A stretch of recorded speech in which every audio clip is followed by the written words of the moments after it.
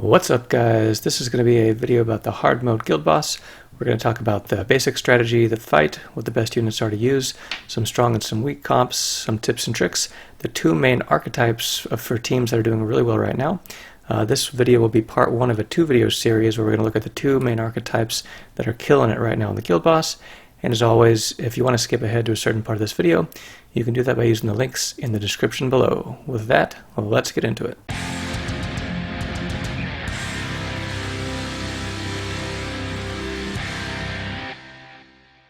The guild boss is accessible through the knighthood screen. Your total guild boss score for the week is the sum of your normal guild boss and your hard mode guild boss. Each week there are rotating quests in the hard guild boss that give you extra points for achieving certain goals within the fight, such as bringing certain types of characters, using certain types of attacks, or completing the fight with certain levels of healths would be a couple of examples. But the biggest point contribution to your guild boss score by far is from doing the greatest single attack damage. So most of the teams that are doing well right now are teams that can focus on doing a huge crit attack that does tons of damage, getting that guild boss score up. So here are the two team archetypes that are doing really well right now on hard guild boss. Both of these team archetypes rely on a freeze to buff a single giant crit attack. Typically that's coming from Jericho right now, as she's the one who can hit the hardest out of the characters that are currently available on the global server. Team archetype A is going to rely on either a heal or a Merlin cube for sustain and to buff up. Stack a passive buff that we're going to talk about in a minute. Type B is going to rely on additional buffers such as Hellbrim or Guild Thunder to buff up the damage of that single biggest attack. Both of these types can run with or without a Gother. If you're running with a Gother, you obviously are going to use him to rank up your cards and get your combination in hand. If you're running without the Gother, it can still be done. Typically what you'd want to do is put in an additional buffer in his place, so either another Gil or Hellbrim, depending on which one you're using for Type B. Type A, it's personal preference. Throwing in the Hellbrim is going to give you a little bit more consistency, as he's going to buff up your crit chance and help your Jericho attack more likely to crit more often. In terms of which units you're going to want to take with you, the freeze is 100% required to get the best score on guild boss. So you're going to either need to take a Gustav or a Red Merlin with you. Gustav has the nice advantage of having his passive ability, which uses his pierce value to reduce the resistance of the boss. He also has the advantage of being able to be used with the Green Merlin, who is also really great at this fight if you're using a Type A type team. So I typically take Gustav. If you don't have Gustav or you have a Red Merlin and want to take her instead, that'll work just fine. In terms of damage dealers, Jericho is number one right now on the global server in terms of what units are available. She has great triple damage on her crit, on her ult, so she's fantastic. If you have her, use her. Put some crit damage gear on her and some attack gear on her, and you'll be good to go. That being said, if you don't have access to Jericho, you can use other units that do big single target attacks. It can be done with Arthur, it can be done with Blue Lizhawk as some examples. Really, you just want to use whichever unit you have that can do the biggest single target attack, because that's the one you're going to want to buff up to get your score up. In terms of buffers, the two main ones that are used are Green Guild Thunder and Green Hellbrim. I tend to lean a little bit more towards Green Guild Thunder in general. However, Hellbrim can make this fight a lot more consistent by giving your damage dealer a crit chance boost. So if you're using a unit like Jericho who doesn't always crit, the crit chance is going to be really nice from Hellbrim's buff, because it means that you're going to have to run this fight fewer times to get that juicy crit damage that you need to score high. In terms of utility and support, there are two main types of support we're going to be bringing to this fight. The first one is Sustain. So in the Type A team, we're going to use one unit for Sustain. It's either going to be a Green Merlin or something like a Green Liz, Red Liz, or Blue Gila. Merlin is my favorite one to take because in addition to the cube protecting your units and helping you survive, she has really good synergy with the Gother's passive, which we'll talk about in a minute.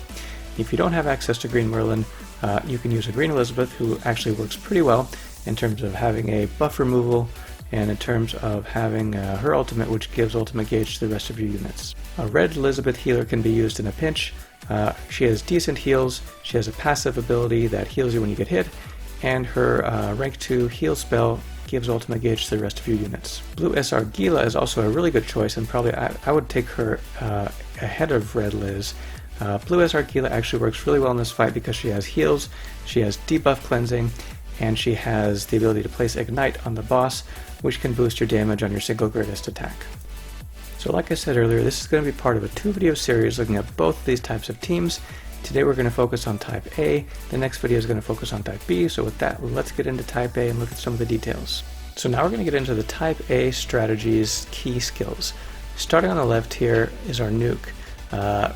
This is the key to the whole fight. It's Jericho's ultimate attack. If you're not using Jericho, this would be your single biggest damage attack, and the idea is we're going to want to buff this attack as much as we can. So any gear that we're wearing, any other skills that we're using, it's all to try to get this attack as big as possible. So that means we're not going to be wearing defense gear, we're going to be wearing either attack gear and crit damage gear, or we're going to be wearing triple crit damage gear on Jericho, typically using attack substat rolls. The next key is going to be using the freeze spell, either from Red Merlin or from Gustav. We're going to need it to be rank 3, and that's going to triple the damage on our ultimate Jericho or key damage dealer attack. Next, looking at the middle column, is the reason that this team is actually pretty good in terms of synergy. This team, if you recall, does not have a buffer, so there's no Hellbrim or Gilthunder buff to buffering our damage, but the way this team makes up for it is by using Gother's passive trickery skill combined with Merlin's cube. Gother's trickery skill increases allies' attack by 10% at the start of each turn, provided he didn't take damage last turn. So what we're going to do is we're going to exploit this by putting the Merlin cube on everybody, preventing him from taking damage, and that's going to give us anywhere from 2 to 4 stacks of trickery, so that by the time we're ready to do our ultimate attack, we're going to have the 20 to 40% attack buff. So is that as good as a Hellbrim buff or a Gilthunder buff? Well, not exactly. This Type A archetype team has a little bit of a lower theoretical maximum damage and therefore a little bit lower maximum score compared to the Type B archetype team, but in my opinion this team is still a good one to run because it's very consistent, has better survivability, and so if you need to just get a good run in and as few tries as possible and get a pretty good score, this is a good team to do it because Merlin's survivability from the cube is really going to help us be consistent. If you can stack this Gother buff, it's going to give you something that's not quite as good as a Hellbrim or Gilthunder buff, but it's not too bad. Finally, over here on the right, we've got some of our ancillary support skills. Merlin's attack number 1 is really good at this fight in case you need to go past the boss's ultimate, or in case you need to go to the turn when the boss is going to do his ultimate attack. You can just use one of Merlin's attack cards to reduce his orbs, and boom, just like magic, no boss ultimate. Finally, on the bottom, obviously Gother's rank up card is pretty game changing, pretty awesome. If you have him, use him, it's fantastic. In addition, if you're able to get a rank 3 Gother card, that's going to increase all his basic stats by 20%, which includes, of course, your attack, further buffing our ultimate single damage attack. So hopefully you guys can see how this team works together pretty well. It's got great synergy between Merlin and Gother, between Gother and Jericho, and between our Gustav and any ultimate attack. So now we're going to look at some gameplay where I'm going to show you turn by turn what can be going on, what you're going to be focusing on each turn, and how you're going to execute the strategy. Alright guys, so we're going to jump into this clip. I actually just had a pretty good run right before this where I got about almost 1300, which is my top score for this week, but unfortunately I was not recording it, so we're going to see if we can reproduce it. When you start out, all starting hands are going to be the same. You're going to get one card of each skill from each of your characters. So if you're playing this comp, there's going to be 4 cards you want to keep in your hand, and I'll tell you exactly what those are here as we look at our starting hand. So the cards you want to keep are one of the Jericho cards. Obviously you want to keep your freeze card, you want to keep your Gother rank up, and you want to keep your Merlin ult reducing attack card. The reason you want to keep one of your Jericho cards is in case you get a really bad draw next turn, we still want to be able to keep building her ult because we want to have her ult ready to go when we need it. In terms of which Jericho card you want to keep, that's really up to you.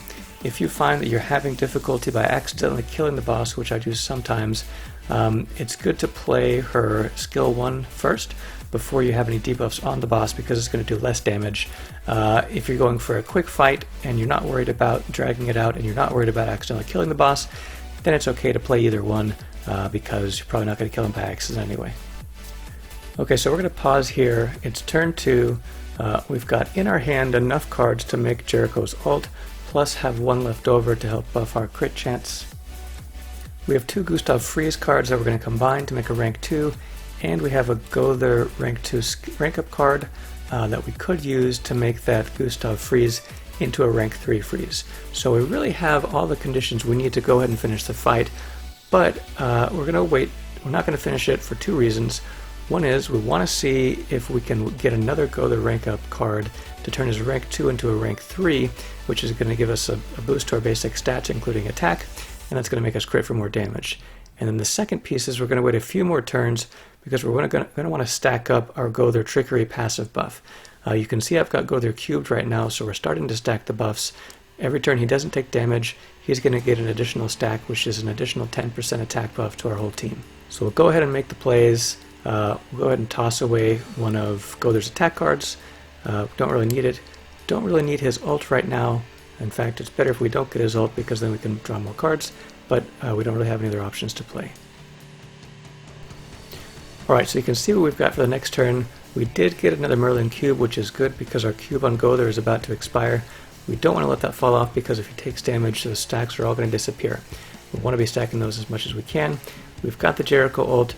We don't have any Go There rank ups, so we'll go ahead and deny ult using Merlin's attack. Go ahead and play a couple more Jericho cards, even though we've already got our ult. The more cards we play is going to have two benefits.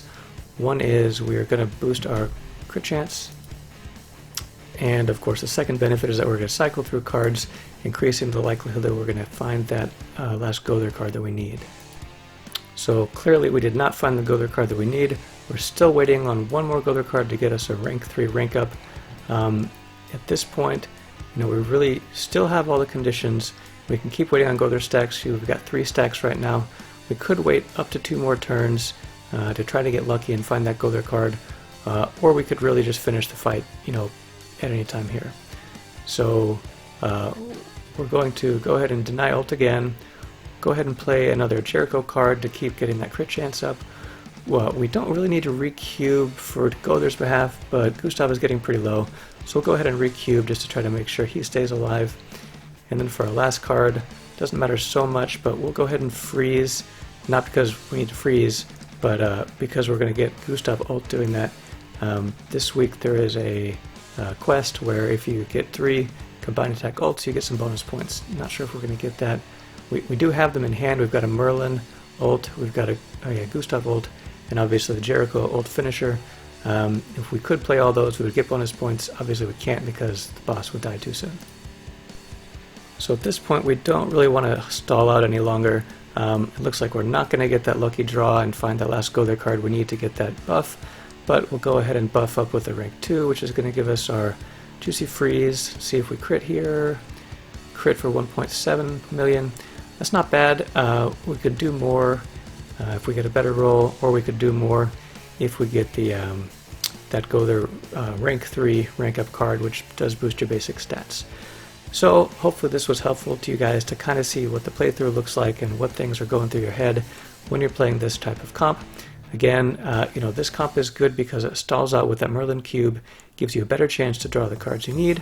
The downside is, it doesn't have that buffer, but if you're able to stack those Go There buffs with the trickery, it kind of makes up for it. So hope this was helpful for you guys. Feel free to like and subscribe if you're interested in seeing future content on this channel. Otherwise, good luck and happy guild boss hunting.